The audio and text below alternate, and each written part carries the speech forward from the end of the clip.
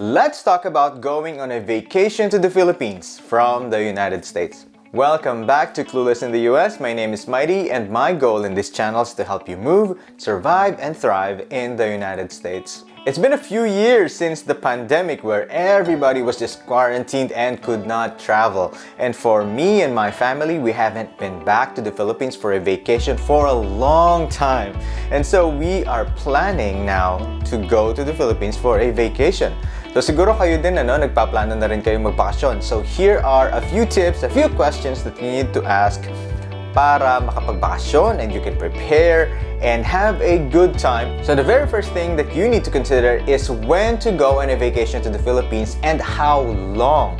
How many vacation days from work can I take?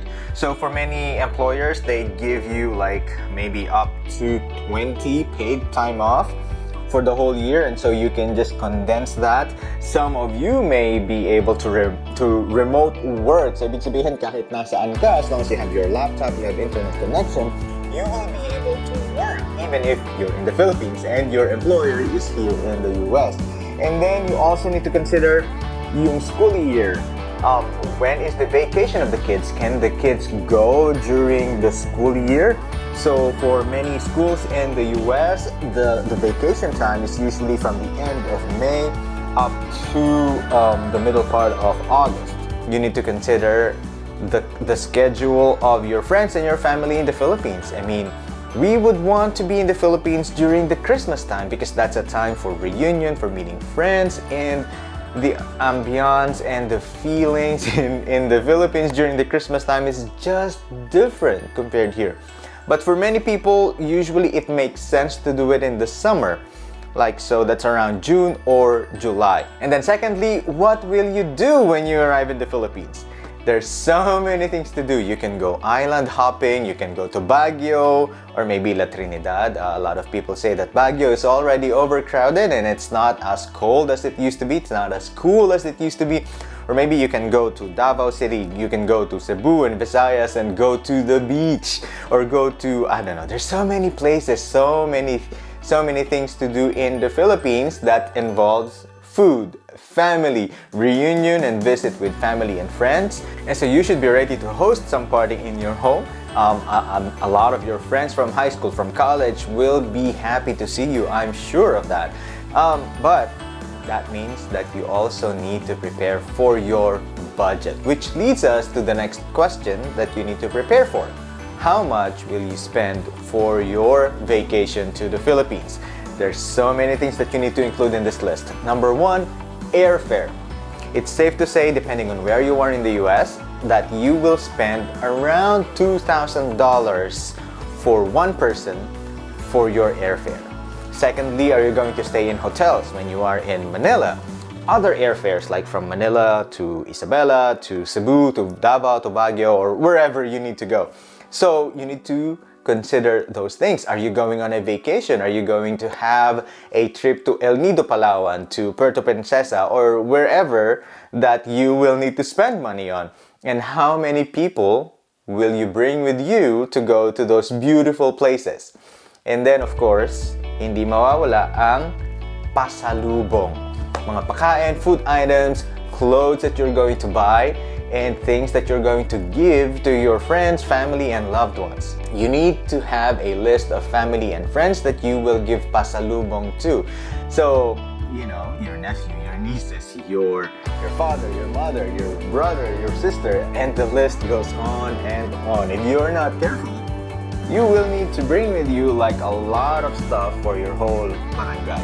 Like I know someone here in the US gives some shoes to the barangay tanods in their barangay. And so I mean that is expensive. And if you can afford it, great. But if not, no pressure. You can set the level of pasalubong that you can give to the people around you, to the people that you love and your friends in the Philippines.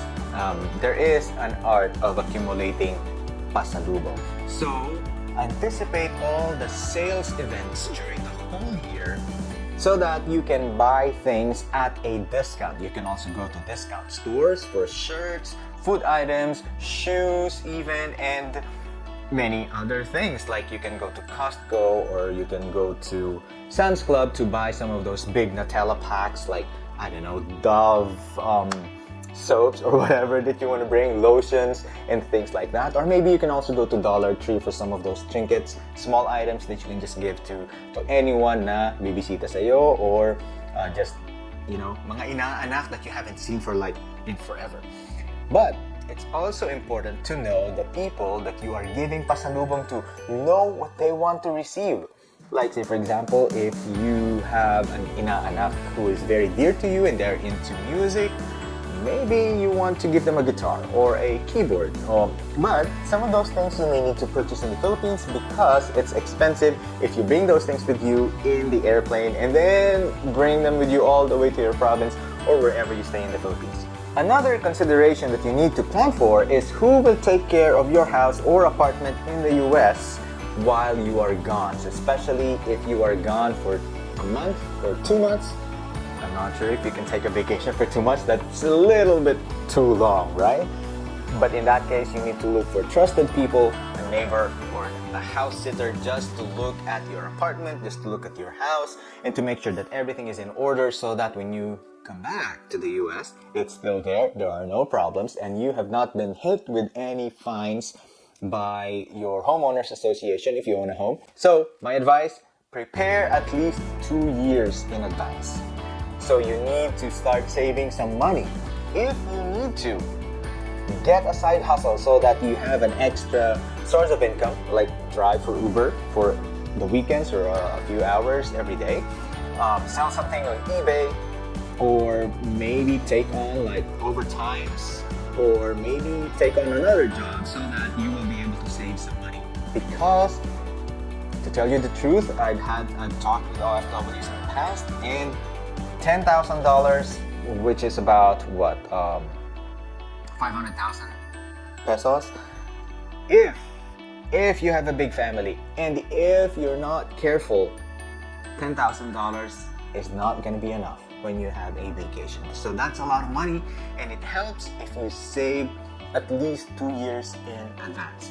And secondly, it's also great to sign up for a credit card with airline miles, just like Delta Airlines, who has a partnership with American Express. And speaking of that, if you want to explore this, sign up for the Delta American Express card using this link, cluelessintheus.com/Delta Miles card. You will get 50,000 miles when you sign up using that link. If you can book well in advance, you will need probably around 180,000 miles or maybe 200,000 miles in order to book using miles. But if you are using that card for your grocery bills, for your electric bills and other bills, and then paying it off at the end of the month, before long you realize that you are accumulating quite a number of miles.